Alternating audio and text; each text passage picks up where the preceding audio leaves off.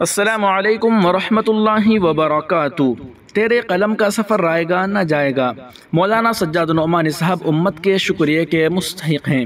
بے شک 2024 کا الیکشن ہندوستان کی تاریخ کا سب سے اہم الیکشن تھا۔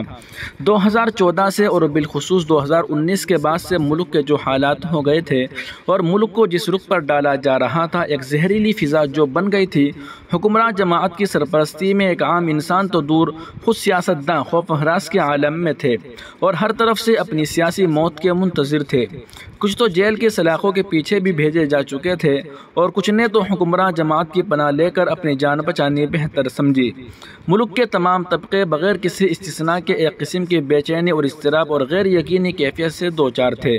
بالخصوص مسلمانان ہند میں بہت زیادہ مایوسی اور نا امیدی نظر آ رہی تھی۔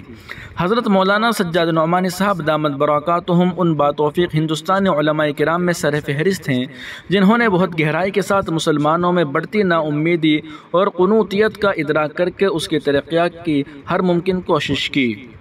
ملک جس سمت میں جا رہا ہے اس کے بارے میں ایک سنجیدہ اور عملی لائحہ عمل مسلمانان ہند کو دیا۔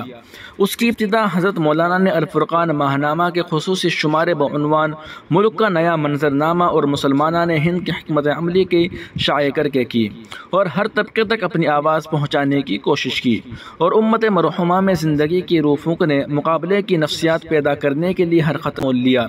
سر پر کفن باندھ کر اپنے interview, social media platforms, خانقاہی ماہانہ مجالس، ماہنامہ الفرقان، عمومی جلسوں، خصوصی ملاقاتوں کے ذریعے سے صرف مسلمانوں میں نہیں بلکہ غیر مسلم مظلوم طبقات کے اندر بھی امید کا ایک نیا سور پھونکا۔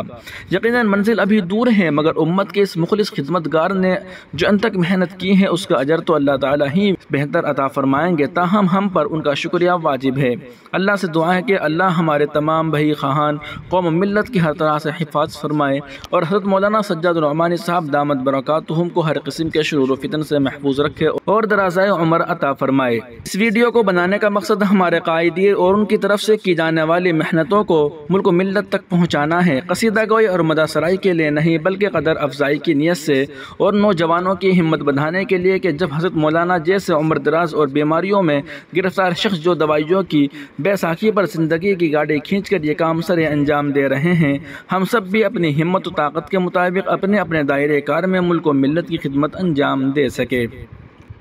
اس پیغام کو لکھنے والے زین العابدین النفیسی بھی شکریہ کے مستحق ہیں۔ اللہ تعالی ہم سب کی حفاظت فرمائے، آمین یا رب العالمین۔ ناظرین و سامعین، تمام تازہ ترین اپڈیٹ حاصل کرنے کے لیے ابھی ویڈیو کے نیچے سبسکرائب والے بٹن پر کلک کر کے اس چینل کو سبسکرائب ضرور کر لیجیے گا۔